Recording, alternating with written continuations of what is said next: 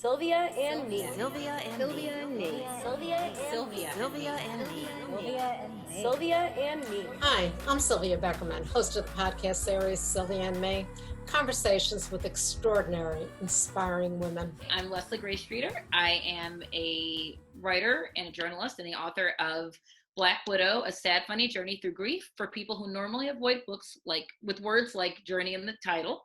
And I'm happy to be here. Welcome to Sylvia and Me. Leslie, thank you so much. And I'm glad you said the whole name of the book because I remember the beginning. I remember the word journey, but I would have to look at my notes for, my memory's not totally there. Fine. Welcome. As I said just a couple of minutes ago when we were chatting a little, one of the things that really struck me is the review that James Patterson, the famous author, and you will probably be there soon, what he said about the book. And I'm going to read it.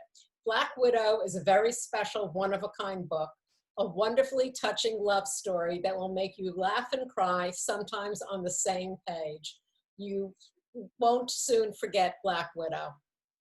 And he's right. Not everyone writes a book about becoming, not just becoming a widow, but actually how it feels, and the fact that you have humor in there because you were put in such an unbelievable, unexpected situation. So we want to talk about you and Scott because that is a love story. That's a great story.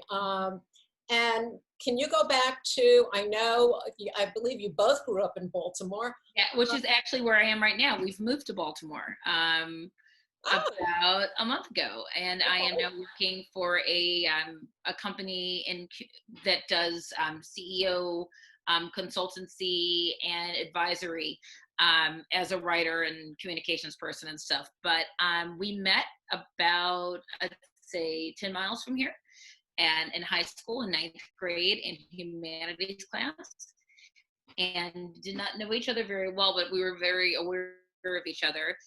He went to college eventually with my twin sister, and we found each other again on Facebook almost 20 years later when our class was planning a reunion. And I was in Florida, and he had, unbeknownst to me, just moved back to Baltimore from Boca. Okay. And found me. My sister friended me and said, hey, listen, I have family still down there. I might come back. If I come back, can I take you out? I'm like, whatever. I had no idea. So I was like, okay. So he came back later that year, and we went out for drinks and soup and at this seafood place in Delray Beach. And he was great. And it just kind of went from there. It took me a month or so of convincing myself that we were just friends, and because he was so sweet and so together, and I was not used to that. So what? So it took him a couple months to win me over, but it happened pretty quickly after that. It was great. He was great. Well, he sounds like he was absolutely fantastic. And what did he do? He was in sales. He had most recently worked for a credit bureau's sales department as a sales manager, and then had left that job and was starting a new job in the same sort of tech sales space. He was supposed to have started a couple days after he died. He died on a Wednesday morning. He was supposed to start his new job on Monday. So, yeah, but he could sell anything to anybody. Okay. Anything to anybody. It was a gift. And one of the things that a lot of people don't know is he was white and Jewish, and you are Black and Baptist. And I remember reading something that your grandfather, who I believe is a pastor. He was. He's passed away in 2011. Yeah, but yes. And what was it your grandfather said to you? He said, I don't suppose he's a Black Jew. Like, no. And he goes, they have those. I'm like, yes, I'm aware. I know of it. And every once in a while, like you, and would be at places like Boca, and they would go, there's this, yes, I'm aware of Ethiopian Jews. I'm aware of this, whatever. And it's in the book, so we were both very respectful of each other's backgrounds and faiths. because we respected our own. And I think we saw that in each other, and it never seemed like a conflict. It never seemed like an insurmountable, after school special homework kind of thing. Will they be able to make this work? That was more like, he's a man, she's a woman. They've been single, both of them, for almost 40 years. Can they not beat each other up? I mean, that's what that's about. So the differences made it all more sweet. The differences made this was something else to learn about. I could learn about Kugel, and he could learn about gospel music, and we learned about each other's things. And that to me is exciting. I mean, I think you can fall in love with anybody, and you can fall in love with someone who's just like you, and then you find the beauty and the richness of the things that you share. And there were a lot of things that we had in common, but the things that were different about us, like, he was a giant football fan. I barely knew anything about football. He knew so much about sports that normally I'd have been like, ugh. But I wanted to know about them, at least to a basic, I can hang out in this room extent, because he was excited about it. And he learned about, like, all of the Law and Orders, every single one of them. And about, like, we used to watch, like, any kind of wedding show. Watch Say Yes to the Dress. Would compete about who gets, like, their wedding paid for, like, who gets their honeymoon paid for. They go to each other's weddings and rate them. And to him, he's like, oh, it's like sports, but with a wedding. I'm like, exactly. So we had a really good time. Just, like, say that we were giddy about each other and about the prospect of getting to know each other, because we thought it was going to be forever. And it was for the rest of his life, if not the rest of my life. Unfortunately, it was, a significant, permanent thing, as much as anything can be. And we had a long time, we thought, to figure each other out. One of the things that, as you said, people, if they hear that situation, it's not a situation, if they hear that there are two people who are supposedly so different, Black, white, Jewish, Baptist, they automatically think that there are going to be so many problems. They don't understand that there doesn't have to be. If there's a communication and there's understanding and there's love, the problems don't have to necessarily be problems. No, and I think the other thing that happens, unfortunately, is that there's some people who believe that if one person just pretends they're not who they are and they're someone else, then they'll be okay. And neither of us wanted that. I didn't have to pretend that my faith was not important to me. He didn't have to pretend that his faith was not important to him. No one had to give anything up for us to be together. And it wasn't like, oh, is this a problem? I watch a lot of, like, I love things like Downton Abbey and stuff, where you have people and, like, one of the daughters marries, like, the Irishman who's, like, the revolutionary or whatever. And he does begin to be a little more like her family, but then again, she took on his politics as well. So even though it didn't end well for them, it was lovely, because they thought, this thing is not a thing to be tamed. It's not a thing to pretend doesn't exist. And I'm not going to try to make you into this other thing, because if I wanted that, I would have found that. That's not what I was, I didn't know what I was looking for, but I found it in that person, and it was really great. And I think that people's problems sometimes with things like that are fear, and they fear for you to be like, and won't you experience a lot of hate from people, and where will you live, and all of these things. And it's irritating, because there are some points, child behind me, where you go, yes, I understand that at some points these things can be it can be dangerous, but at the same time, things like, oh, if you're Black and you do these things and there'll be a problem. It's like, no, there's nothing wrong with me being Black. It's your problem with me being Black. I'm not doing anything but just hanging out. Same thing with being gay or being Christian or being Jewish, whatever. It's like, it's other people's response to you. So it's like, if you don't have that response to me, there is really no problem. And I'm not naive to believe that, there are things in the book. There were some people's reactions to us sometimes were, like, confused, mostly. It wasn't even hostile. It was just, like, confused. Yeah. And someone said to me once about, I have a cousin who's fair skinned, and her child is biracial, and is very fair. And she was assumed in New York to be the nanny. And her friends were like, well, I bet you they made all these excuses about what that was like. And they're like, well, for that, what reason that was. And they said, well, maybe they're just curious. But my thing is, you get to be curious, but your curiosity doesn't get to make me uncomfortable. Your right to know what my family is about you don't get to ruin my dinner by asking questions like I'm in a museum, you know? That's not right. It's okay to be curious. There's people all the time who'll be at concerts and go, that kid is 40 years younger than everyone at the show. I wonder how they came to like this music. What I don't do is go up to them and go, hey, kid, because that makes you feel like you don't belong. It's not to belong. Nobody wants to have their otherness pointed out to them. You know what I mean? It's weird. Yes, I do. And we get in our own heads and we forget that other people's experiences are not ours to make sense of all the time. That's very true. And one of the things that you write in the book is, as a Black woman living in America, I've known my whole life that to mainstream America, my experience is not the norm. And it's probably not the norm for a lot of people. But you had a fantastic relationship, and it's only your relationship, and you two are the only people that matter. So absolutely, and you have a wonderful son who we'll talk about that in a minute. What I'd like to do now is why did you decide to write this book? And as I said before, it is a poignant love story. It's your story about becoming a widowhood, a Black widow.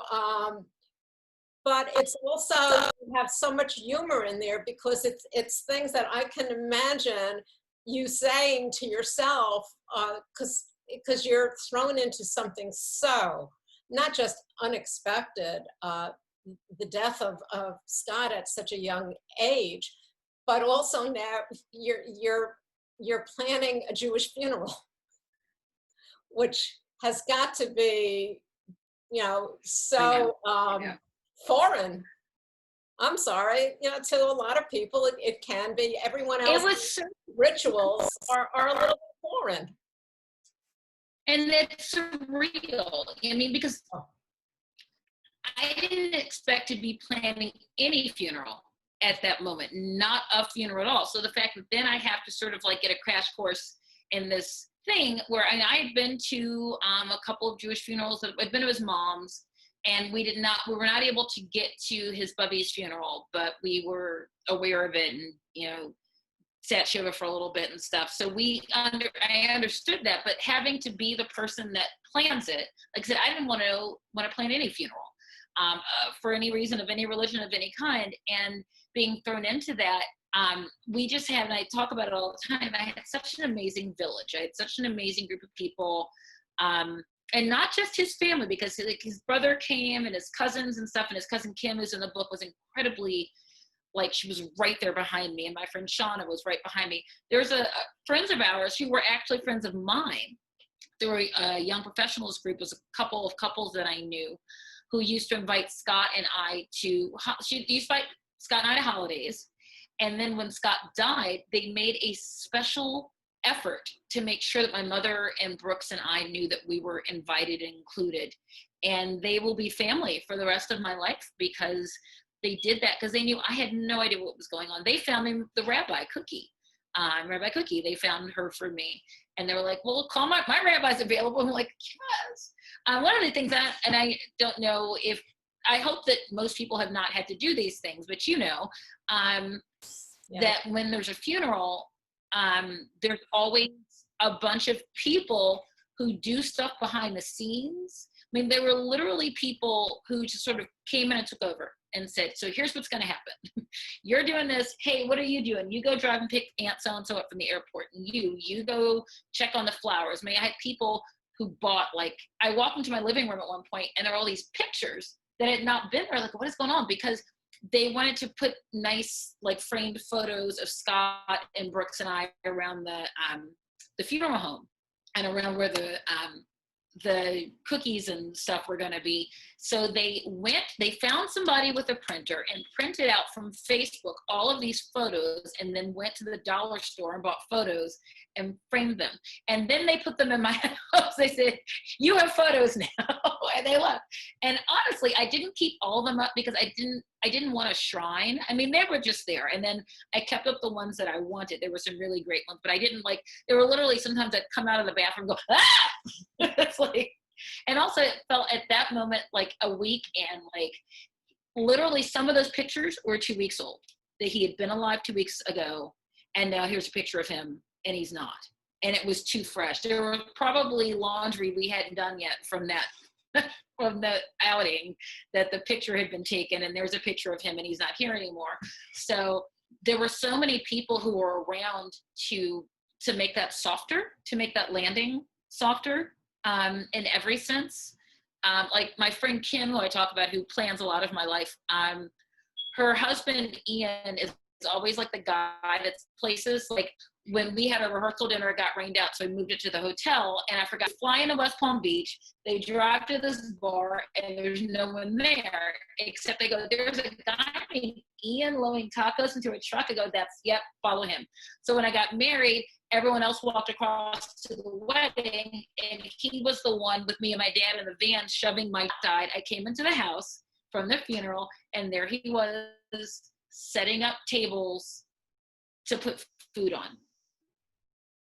And he's always been that person that just like, I mean, his wife's one of my best friends, and I love him too, but he's a part of a incredibly loyal and reliable group of people. I don't know how people get through. I know some people do, and they have to without a group of people in a village, but I'm so glad I didn't have to be.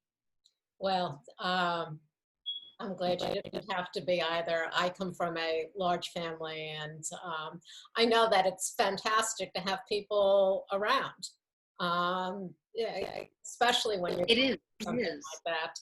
So why did you want to write this book? Why did you feel it was important to write this book? The question you asked me that I just went right over. Basically, I've always, as a columnist, I've always sort of filtered my whatever through writing and through words. And I physically felt like I needed to get these feelings out of my body, off of my chest. And at first it was just a compulsory thing, like, gotta write about this because it just has to be there. And once I started to do that, I thought, what do I want to give to people? And I knew that it wasn't a how-to, it wasn't like a guidebook, it wasn't advice, because I can't speak to anyone else's experience but my own. But I thought, what did I want to read about when this first happened? What were the kind of things I wasn't finding? I wanted books that were honest, that weren't everything's going to be okay. I wanted books that were like, that acknowledged the important role of anger in grief and in confusion. I wanted books that acknowledge that you are a big freaking mess when these things happen to you, and that don't try to move you too quick into the next part or the next phase of grief or the next stage, that were like, everything is terrible.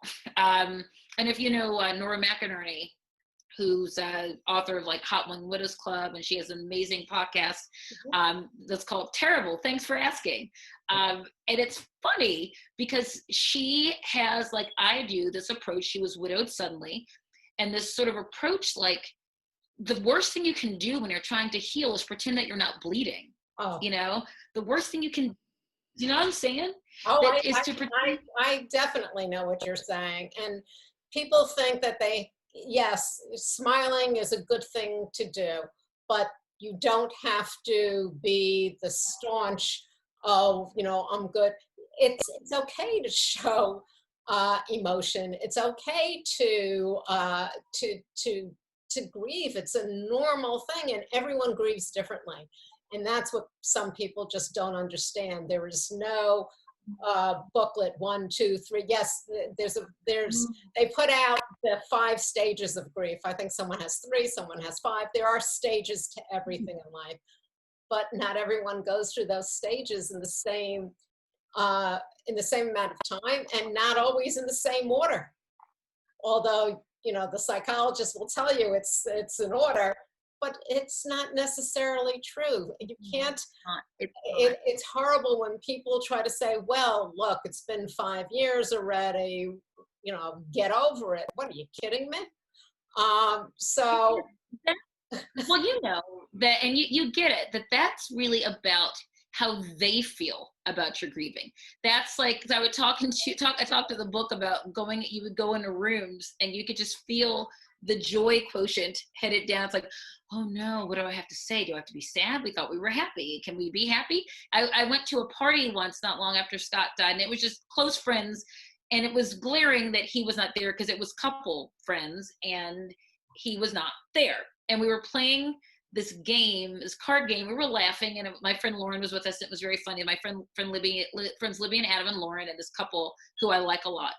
And she told this story, the wife of the couple told this hilarious story about trapping herself in her shower.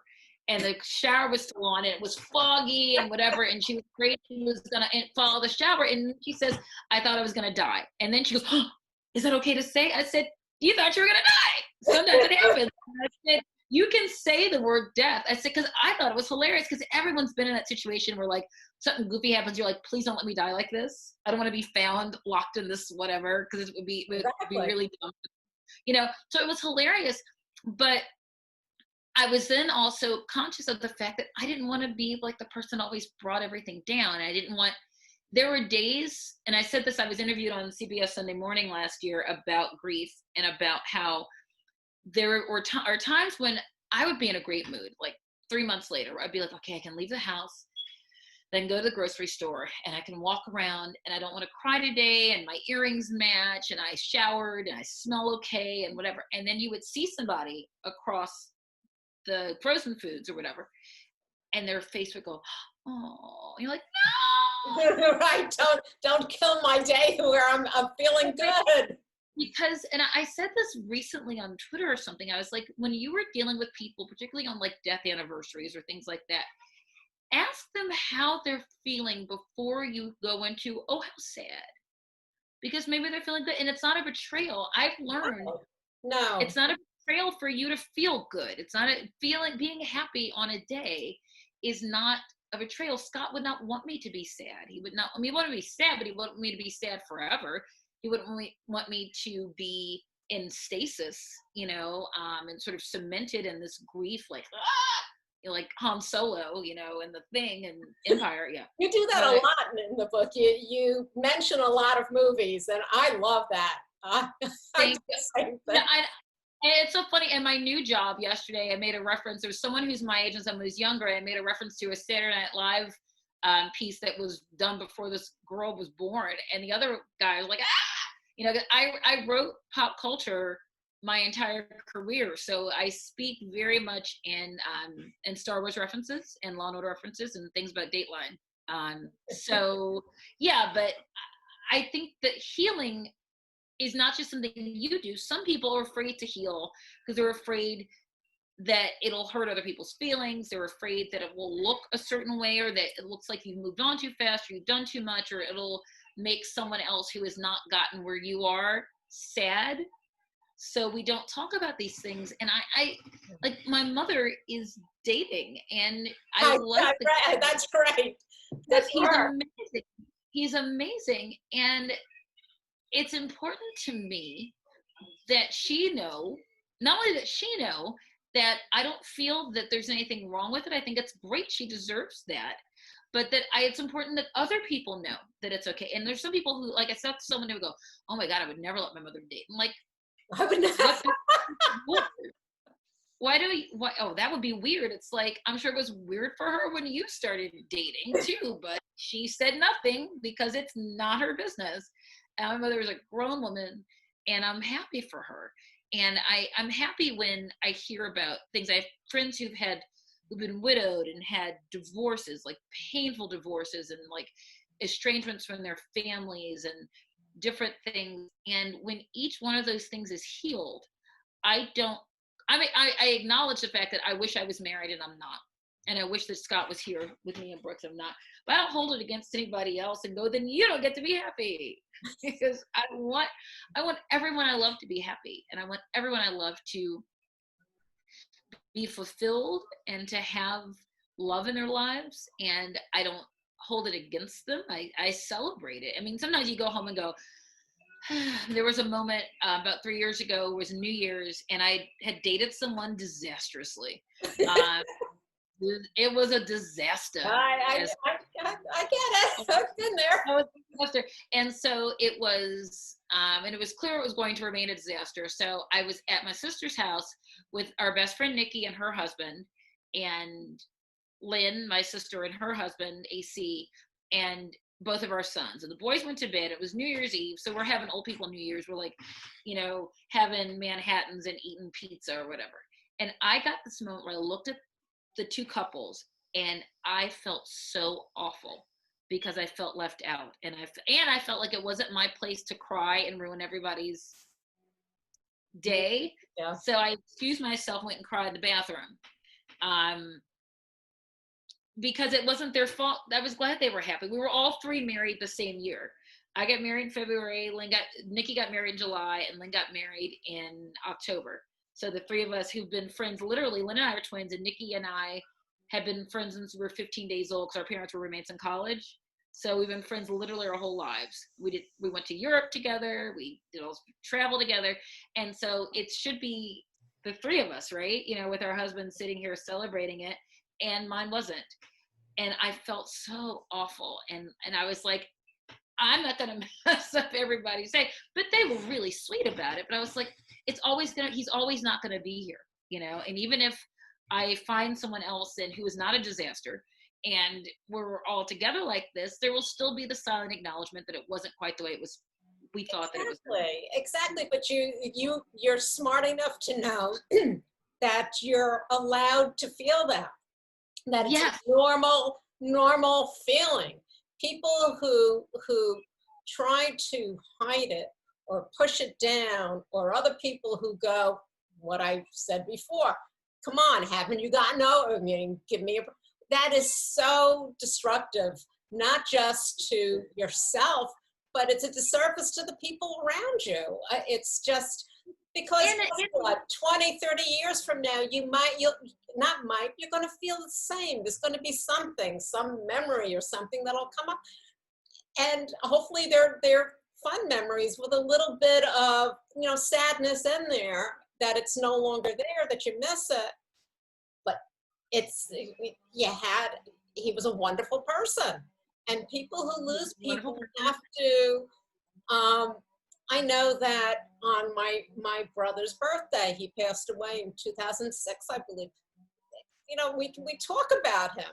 You talk, yeah, and you're feeling sad. You miss that person because they're no longer there.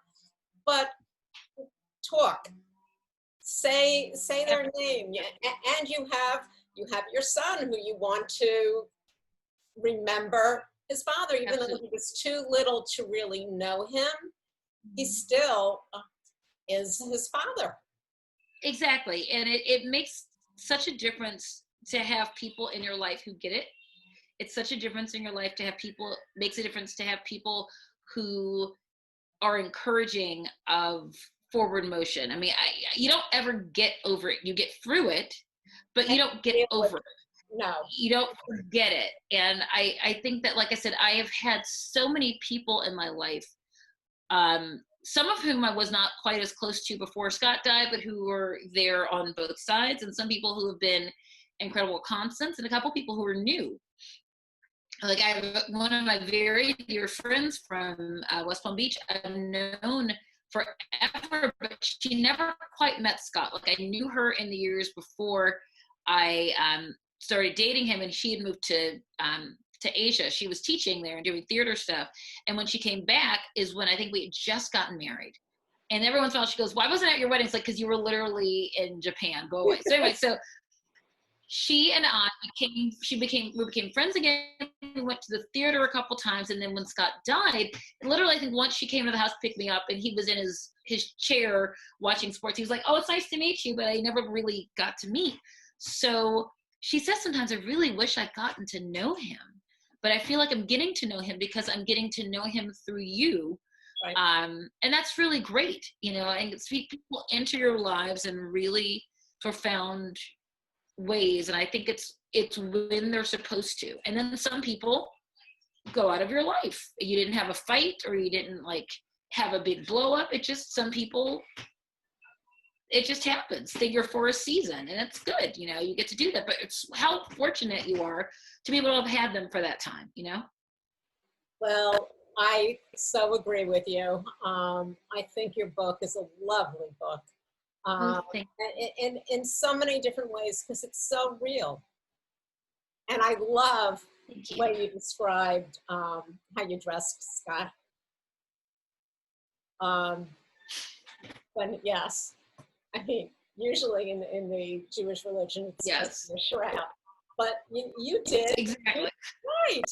So you put both of them in there. You put some of him and you, and you did what also made you feel, I don't know whether the word is good. There's another word, but word retrieval I don't do a lot anymore. But you know what I'm saying? It was for you the right thing to do. I felt like I had fulfilled what he would have wanted, that he would not have wanted to be dead, but I felt like he would want to be him. He would want to feel like him and look like him. Having the Brooks Robinson jersey, he got to have, and his Raven sandals. And people are like, what? I'm like, just do it. Also, one of the cool things about, there's nothing cool about being a widow, but there is a moment where people stop questioning you. They're like, let's just do what she wants. Let's just, you're gonna, exactly. Why are you gonna, you're gonna fight me about that?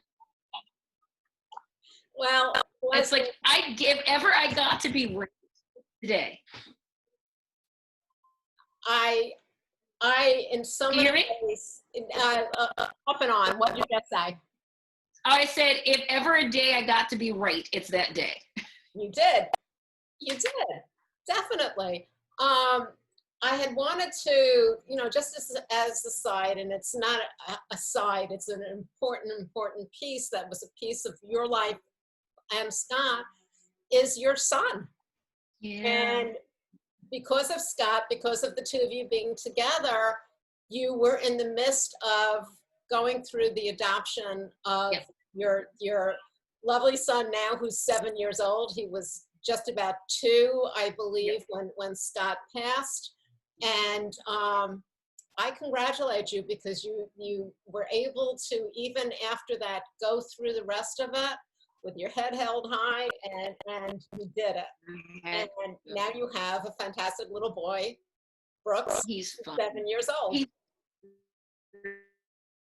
I can't hear you. He's great. It's so funny. I had, right after Scott died, maybe about a month or so, a friend of mine has a friend who was writing a book about widowhood, but from an older male perspective. And she's like, he's in town, just, have some, I think maybe you'd have something to talk about. Maybe there's something that he might say advice-wise, whatever, that might inform your experience, whatever. So I take Brooks. And I think also the guy was kind of annoyed that here's a 2-year-old and he's running around. He's not running around because I don't let him run around, but he's active, and he's an older dude, and he's like, he's 2.